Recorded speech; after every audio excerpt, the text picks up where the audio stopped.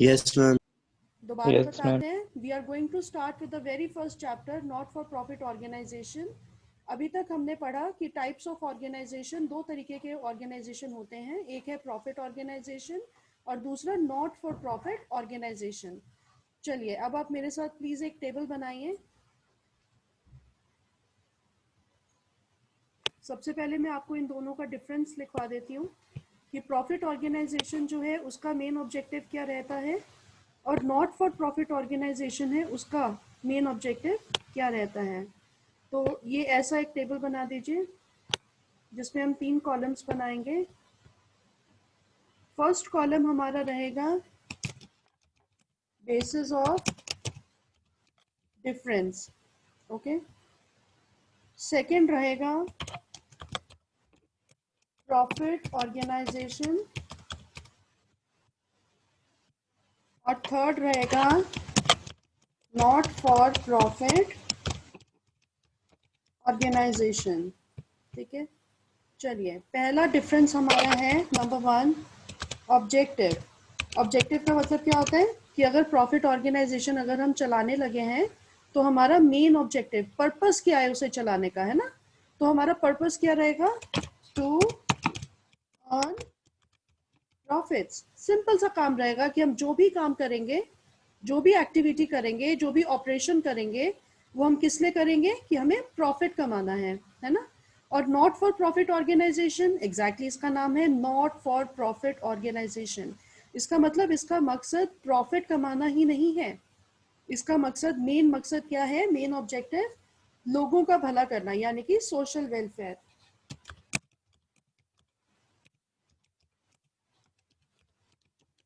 To do social welfare, है ना, कि लोगों का भला करना है। ये इनका मेन ऑब्जेक्टिव रहेगा। ठीक है बेटा, समझ में आया? हाँ जी, बताइए बेटे, समझ में आ गया? Yes, ma'am. चलिए दूसरा लिखते हैं सोर्सेज ऑफ फंड्स। कि अगर मान लीजिए नॉट फॉर प्रॉफिट ऑर्गेनाइजेशन या प्रॉफिट ऑर्गेनाइजेशन ये सोचती है कि हमें फंड कैसे कमाना है, ठीक है, तो इनके पास, प्रॉफिट ऑर्गेनाइजेशन के पास सोर्सेज क्या रहेंगे और नॉट फॉर प्रॉफिट ऑर्गेनाइजेशन के पास सोर्सेज क्या रहेंगे, पैसा कमाने के। ठीक है बेटे, चलिए सबसे पहले हम प्रॉफिट ऑर्गेनाइजेशन की बात करते हैं। लिखें, in case of sole proprietorship. ये सोल प्रोप्राइटरशिप, पार्टनरशिप, ये सब आपने पढ़ा था ना +1 में। ये जितनी भी फॉर्म्स आपने, types of forms of organisation पढ़ी थी, ये सब की सब प्रॉफिट ऑर्गेनाइजेशन होती है। Sole proprietorship, partnership and joint stock company, ये पढ़ा था आपने बिजनेस में। बताइए फॉर्म्स ऑफ ऑर्गेनाइजेशन। यस, बताइए पढ़ा था या नहीं पढ़ा था, बोलिए Yes, बेटा। ma'am. What ever activity they do,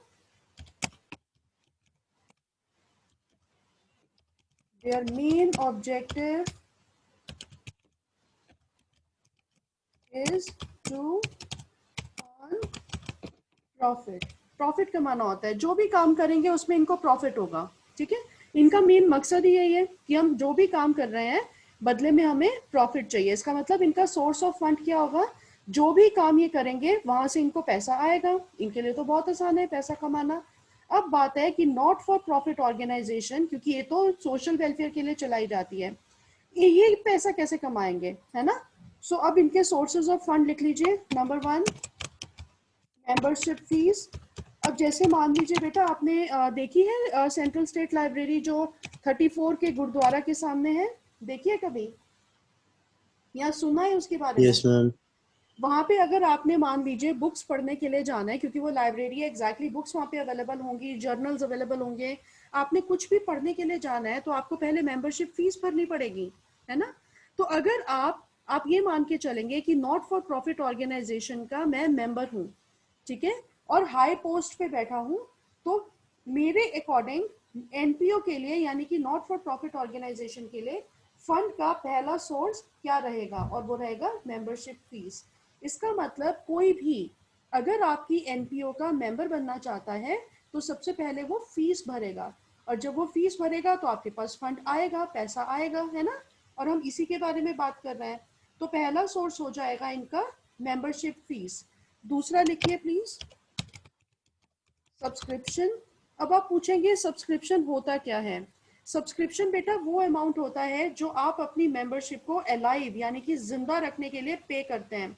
अब मान लीजिए कि आपने 34 की सेंट्रल स्टेट लाइब्रेरी में मेंबरशिप फीस पे की और आपको 2 साल की मेंबरशिप मिल गई। अब जरूरी तो नहीं है कि आप सिर्फ 2 साल ही वहां पढ़ना चाहेंगे। हो सकता है कि अगर आपने फ्यूचर में और स्टडीज करने का प्लान किया तो आप दोबारा उस मेंबरशिप को आगे बढ़ाने की कोशिश करेंगे।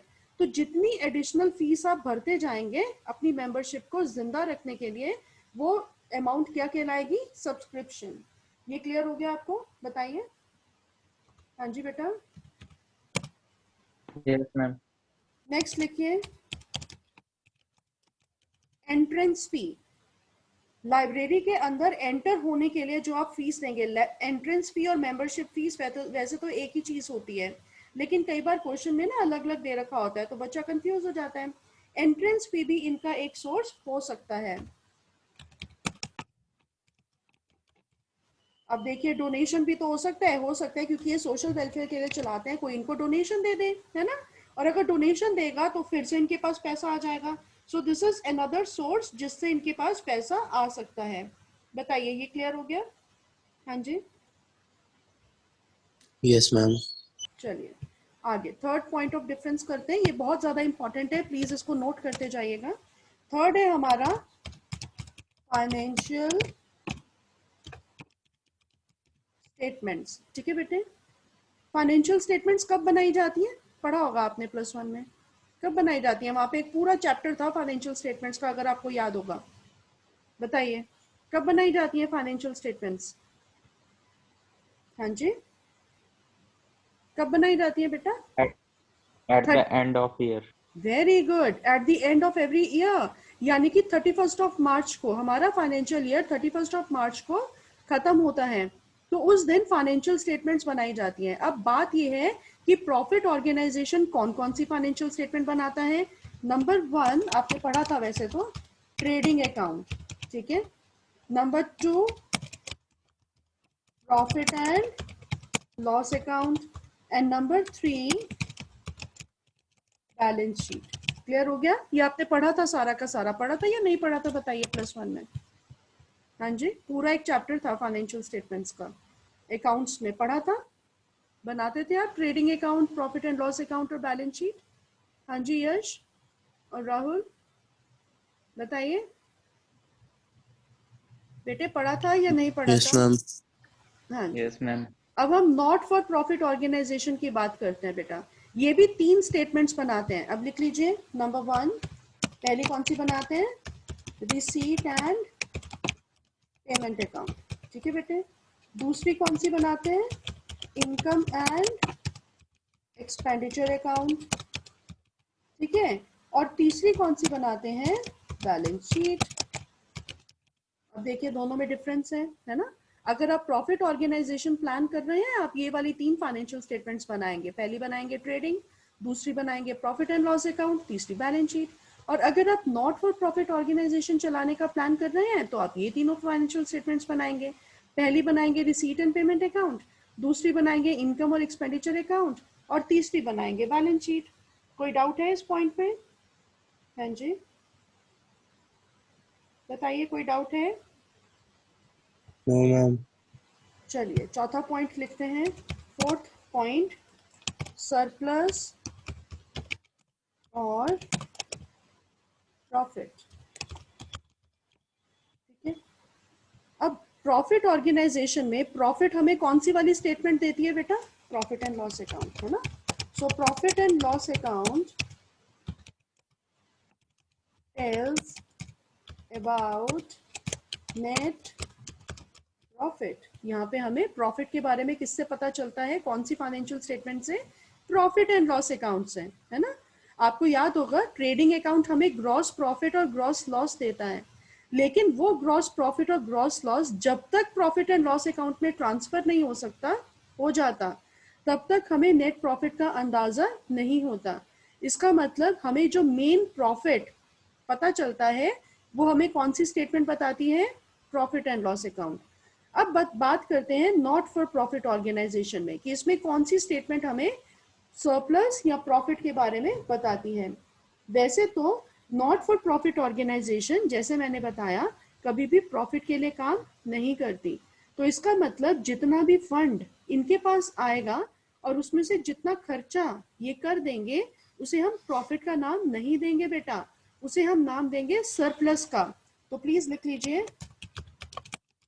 Income and expenditure account tells about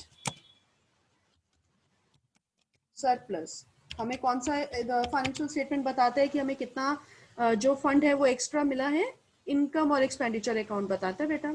ये हमें बताता है कि हमारे पास कितना सरप्लस एक्स्ट्रा फंड कलेक्ट हुआ है। बात समझ में आई? बताइए।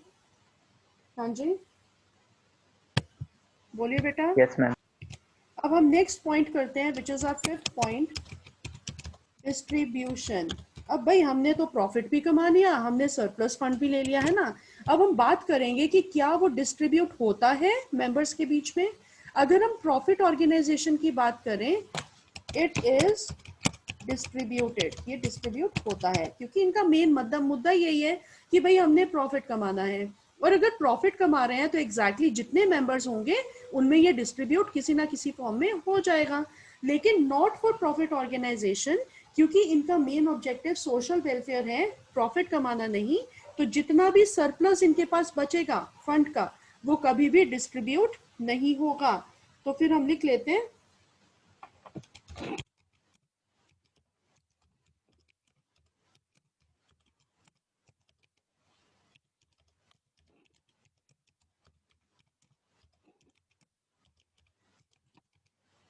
इनके पास जितना भी सरप्लस आएगा ना वो कभी भी डिस्ट्रीब्यूट नहीं होगा। क्लियर हो गई बात? बताइए। हाँ जी क्लियर हुई बेटा? बोलिए बेटे, बोलिए प्लीज, क्लियर हो गया? और अगर किसी भी पॉइंट में कोई डाउट है आप मुझसे पूछ सकते हैं। कोई भी वर्ड आपको समझ में नहीं आ रहा है या कोई भी डिफरेंस आपको समझ में नहीं आ रहा है, यू कैन आस्क मी। बताइए, कोई डाउट है? यस बेटे, प्लीज आंसर दीजिए अगर आपको सुन रहा है। कोई डाउट है किसी पॉइंट में? Yes ma'am. मैम हाँ जी मैम सब्सक्रिप्शन वाला पॉइंट दोबारा बता दो। बेटे, सब्सक्रिप्शन का मतलब होता है कि मान लीजिए आप किसी नॉट फॉर प्रॉफिट ऑर्गेनाइजेशन के मेंबर बन गए हैं। जब आप मेंबर बनते हैं ना तो कुछ टाइम के लिए बनते हैं। अपनी मेंबरशिप को जिंदा रखने के लिए जितनी अमाउंट आप एक्स्ट्रा पे करते रहते हैं इन फ्यूचर, वो सारी की सारी क्या कहलाती है? सब्सक्रिप्शन। लेकिन क्योंकि नॉट फॉर प्रॉफिट ऑर्गेनाइजेशन इसे कलेक्ट करती है, मेंबर से कलेक्ट करती है, तो ये सोर्स ऑफ फंड बन जाता है उनके लिए। Is it clear now? बताइए। Yes ma'am. हाँ जी, आपको कोई डाउट है राहुल? राहुल कोई डाउट है? No, ma'am. ओके, तो आप, आई होप आपने ये सब लिख लिया होगा। बताइए, लिख लिया? हाँ यस जी मैम। ओके, चलिए मैं Yes, इसे, ma'am. हाँ जी बेटे, मैं क्लियर कर दूं या वेट करूं? बताइए बेटा, मैं इसे क्लियर कर दूं या वेट करूं?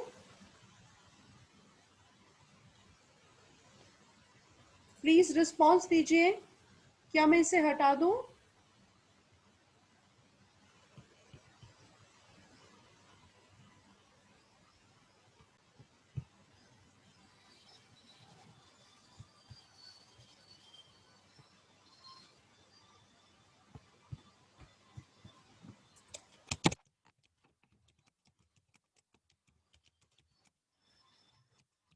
हाँ जी, रिसीट और पेमेंट अकाउंट, अब ये कैसे बनता है और इसके क्या क्या फीचर्स हैं? क्योंकि जो हम पहले,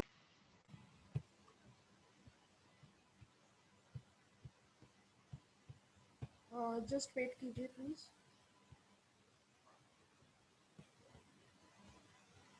हाँ जी, अब हम पढ़ेंगे रिसीट और पेमेंट अकाउंट के बारे में बेटा। क्योंकि जो हम पहले 6 क्वेश्चन करेंगे ना उसमें हमने रिसीट और पेमेंट अकाउंट बनाना है, ठीक है। तो आपको पता होना चाहिए कि रिसीट एंड पेमेंट अकाउंट कैसे बनता है और किन आइटम्स को हम इसमें इन्वॉल्व करते हैं। तो लिख लीजिए number 1, it is considered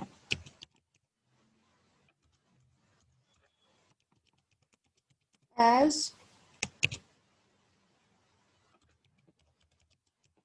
summary of cash और बैंक ट्रांजैक्शंस। देखिए इसे हम कैश और बैंक ट्रांजैक्शंस की समरी मान के चलते हैं।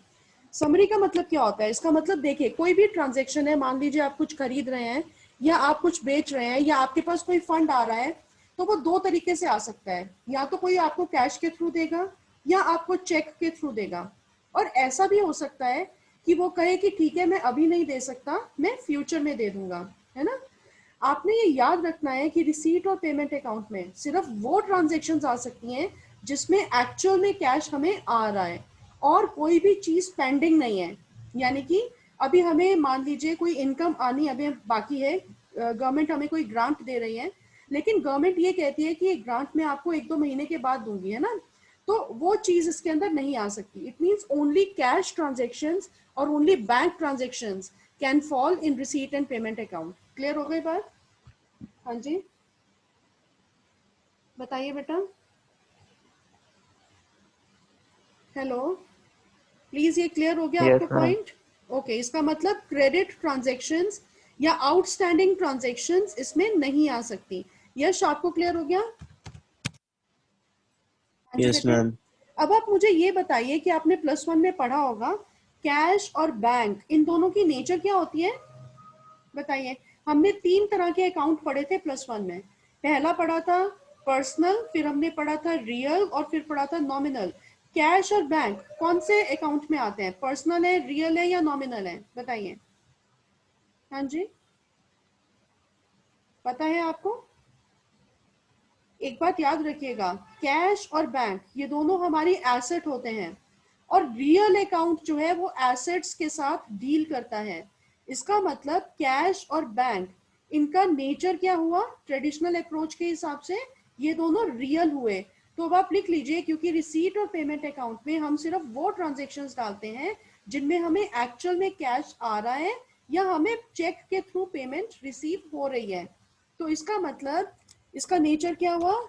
It's nature is real. ये रियल नेचर का हुआ। बात समझ में आई? बताइए। और रियल नेचर का क्यों हुआ? क्योंकि कैश और बैंक ये दोनों हमारी एसेट हैं, फायदा देंगी हमें। एसेट क्या होता है? जिससे हमें कोई ना कोई बेनिफिट होता है ना, हम इसे यूज करके किसी भी तरीके की पेमेंट कर सकते हैं। तो इनकी नेचर क्या हुई? रिसीट और पेमेंट अकाउंट की नेचर क्या हुई? ये रियल नेचर का हुआ। क्लियर हो गई बात? बताइए। हाँ जी बेटे, क्लियर हुई? Yes, Yes, yes ma'am. Ma'am. Okay. अब थर्ड लिखिए, it starts from opening balances of cash और बैंक। जब हम इसको बनाना शुरू करते हैं ना, तो ये हमेशा ब्रॉड डाउन बैलेंस से शुरू होता है। और ब्रॉड डाउन बैलेंस में हम क्या डालते हैं? या तो कैश का बैलेंस डाल देते हैं या बैंक का balance. And ends also with the closing balances of cash और बैंक। इसकी शुरुआत भी कैश और बैंक के बैलेंस से होती है, ओपनिंग बैलेंस से, और अंत भी इसका कैश और बैंक के बैलेंस से ही होता है। ठीक है, तभी हम इसे क्या बोलते हैं? कैश समराइज्ड ट्रांजैक्शन सिर्फ इसमें हम पोस्ट करते हैं। समरी ऑफ कैश है। ठीक है, नेक्स्ट लिखिए जरा नंबर 4 पॉइंट। कोई डाउट है थर्ड पॉइंट में? बताइए, कोई भी डाउट है? हाँ जी बेटे, बताइए, कोई डाउट है तो मैं आपका क्लियर कर दूंगी।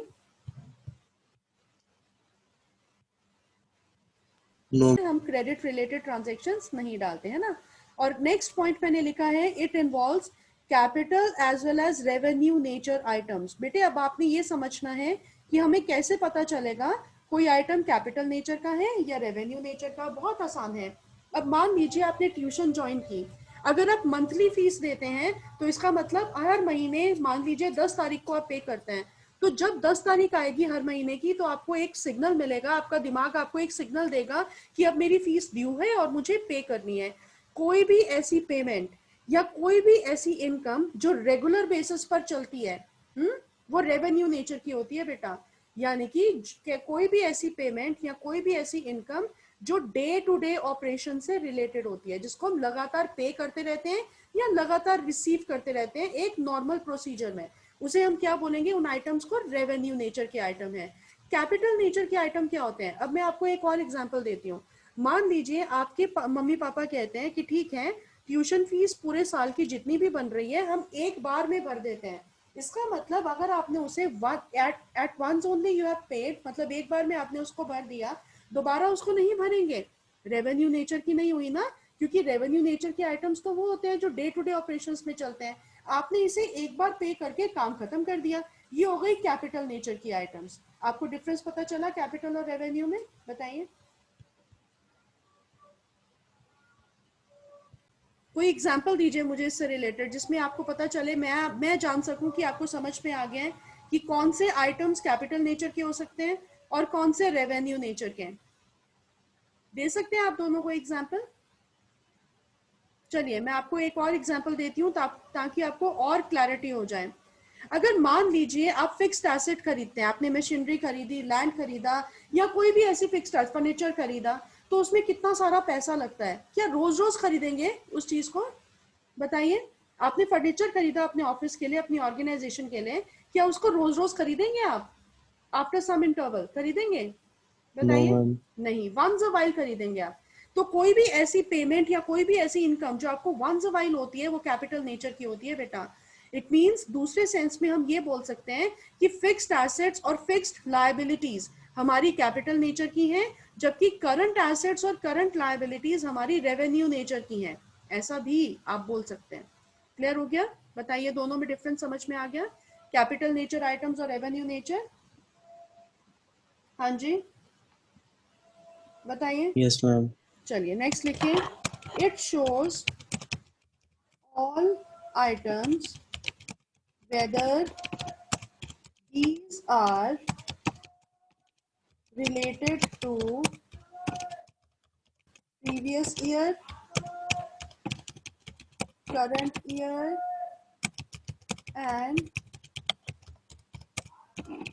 succeeding year। तो ये आपका नेक्स्ट आइटम है।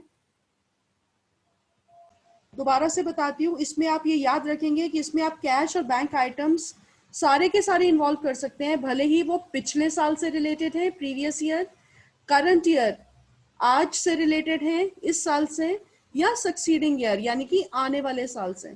तो हम ये तीनों सालों के कोई भी आइटम हो किसी भी ईयर का हम इसमें इन्वॉल्व कर सकते हैं। This is another point, okay, which you have to note down. चलिए अगला लिखिए जरा, 6th पॉइंट।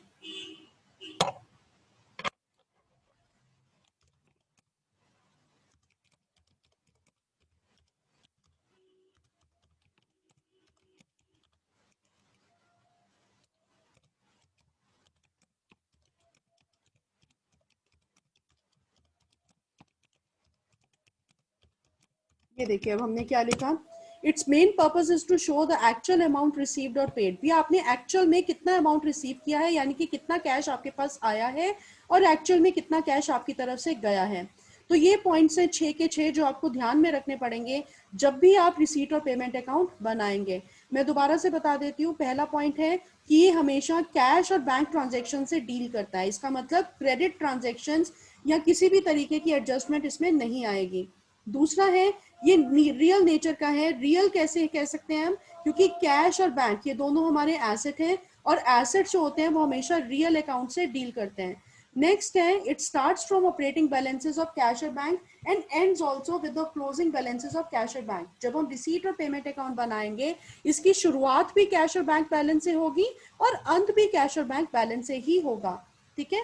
अगला हमने पढ़ा कि it involves capital and revenue nature items. इसका मतलब भले ही कैपिटल नेचर का आइटम हो या रेवेन्यू नेचर का आइटम हो, दोनों के दोनों इसके अंदर फॉल करेंगे, ठीक है। फिफ्थ पॉइंट हमने पढ़ा, इट शोज ऑल कैश और bank items whether these are related to previous year और करंट ईयर और सक्सीडिंग ईयर। भले ही वो आइटम पिछले साल से रिलेटेड है, करंट ईयर यानी कि जो साल चल रहा है उससे रिलेटेड है, या आने वाले साल से रिलेटेड है, हर तरीके का आइटम इसमें फॉल करेगा। और लास्ट पॉइंट हमने पढ़ा, इसका मेन मकसद क्या होगा रिसीट और पेमेंट अकाउंट को बनाने का। हम सिर्फ ये जानने की कोशिश कर रहे हैं कि हमारे पास एक्चुअल कैश कितना आया और कितना हमारी तरफ से गया। बताइए, क्लियर हो गया ये सारे पॉइंट्स? हाँ जी। अब हम बनाएंगे फॉर्मेट रिसीट और पेमेंट अकाउंट का। ये देखिए, बनाइए मेरे साथ साथ, ये फॉर्मेट बना रही हूं मैं। सबसे पहले इसकी सेंटर पार्टीशन कर दीजिए, ये देखिए ऐसे।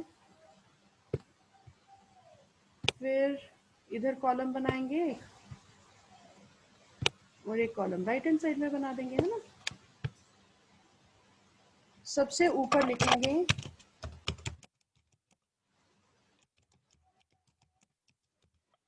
रिसीट एंड पेमेंट अकाउंट और द ईयर एंडेड, जो भी हमें साल दे रखा होगा, ठीक है। अब यहाँ पे आती हैं रिसीट्स। रिसीट्स का मतलब क्या हुआ बताइए? रिसीट्स का मतलब क्या हुआ? जिसमें पैसा हमें आ रहा है। जब हमें पैसा आएगा ना तो हम इस तरफ डालेंगे, और जब हमारी तरफ से पैसा जाएगा हम इधर डाल देंगे। इसका मतलब पेमेंट्स इधर आएंगी, ठीक है। Very easy. आपने कैश बुक पढ़ी होगी +1 में, बिल्कुल कैश बुक की तरह बनता है। कैश बुक में भी ऐसा ही होता था, जिसमें पैसा आता था ना जिन ट्रांजेक्शन्स में, उनको हम डेबिट कर देते थे, ये डेबिट साइड है। और जिनमें पैसा हमारी तरफ से जाता था उसे हम क्रेडिट कर देते थे। कोई डाउट है इसमें? बताइए। मैं दोबारा बताती हूँ, हम रिसीट और पेमेंट अकाउंट बनाकर सेटिस्फाई क्यों नहीं होते? हमें क्या जरूरत है इनकम और एक्सपेंडिचर अकाउंट बनाने की? रिसीट और payment account cash summarised statement है। इसका मतलब वो हमें सिर्फ इतना ही बता पाता है कि भैया हमारे पास कितना कैश आया और कितना कैश हमारी तरफ से चला गया, बस इतना। अगर हमें ये जानना है कि हमें कितना सरप्लस कैश आया, यानी कि सारी पेमेंट्स करने के बाद हमारे पास कितना सरप्लस बचा, या हमारे पास कितना घाटा हो गया जिसे हम बोलते हैं डेफिसिट, कितना डेफिसिट हो गया, वो अकाउंट हमें कौन सा बताता है? इनकम और एक्सपेंडिचर अकाउंट। तो ये जरूरी हो जाता है कि हम इनकम और एक्सपेंडिचर अकाउंट को भी बनाएं, ठीक है। चलिए अब इसका फॉर्मेट ड्रॉ कर लीजिए प्लीज। ये है इनकम और एक्सपेंडिचर अकाउंट, और मैं दोनों में ना अभी आपको डिफरेंस बताऊंगी कि दोनों में डिफरेंस कैसे है और दोनों एक दूसरे से कैसे कनेक्टेड है। तो ये जरा छोटा सा बनाते हैं ना, बना लीजिए इसको भी प्लीज मेरे साथ साथ। सबसे ऊपर हम लिखेंगे इनकम एंड एक्सपेंडिचर अकाउंट, और नीचे लिखेंगे same for the year ended, and then जो भी ईयर हमें दे रखा होगा। अब ये डेबिट साइड है, डेबिट साइड में इसके एक्सपेंडिचर आते हैं बेटा। एक्सपेंडिचर का मतलब होते हैं खर्चे, ठीक है। फिर आ जाता है अमाउंट कॉलम, फिर यहाँ पे आ जाती है इनकम्स, और फिर आ जाता है अमाउंट कॉलम। अब एक बात ना बहुत ध्यान में देने वाली है, अगर मान लीजिए इसके नीचे मैं बना दूं रिसीट और पेमेंट अकाउंट, है बेटा, ये बन गया रिसीट और पेमेंट अकाउंट है। अब इन दोनों में यूजुअली क्या होगा कि क्वेश्चन में आपको ना रिसीट और पेमेंट अकाउंट हमेशा दे रखा होगा। आपने रिसीट एंड पेमेंट अकाउंट से इनकम और एक्सपेंडिचर अकाउंट में जाना है, ठीक है, याद रखिएगा।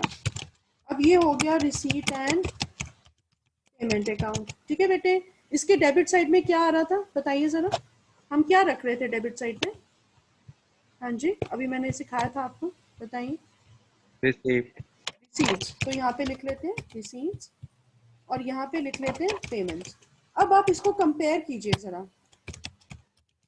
कंपेयर कीजिए। इसका मतलब ये देखिए हमने क्या किया, इनकम इधर आ रही है, और ये हम रिसीट और पेमेंट अकाउंट से इनकम और एक्सपेंडिचर अकाउंट में जाएंगे हमेशा, है ना। इसका मतलब जो रिसीट्स आएंगी डेबिट साइड को क्रेडिट साइड में डाल देंगे, ठीक है, पहली बात, और क्रेडिट साइड को डेबिट साइड में। ये देखिए ऐसे करेंगे हम। जब हम ट्रांसफर करेंगे ना आइटम्स रिसीट और पेमेंट अकाउंट से इनकम और एक्सपेंडिचर अकाउंट में, क्रॉस बनाना है आपने। पेमेंट्स लिखा हुआ है यहाँ पे, पेमेंट्स का मतलब क्या होता है, खर्चे। ये देखिए खर्चे हम यहाँ शो कर रहे हैं, डेबिट साइड में चले जाएंगे। इसी तरह यहाँ पे इनकम्स आ रही थी, रिसीट का मतलब जिसमें कैश आ रहा था वो इधर चली जाएंगी। कोई डाउट है इसमें, बताइए, है कोई डाउट दोनों को? No ma'am. आपको कोई डाउट है यश? No ma'am.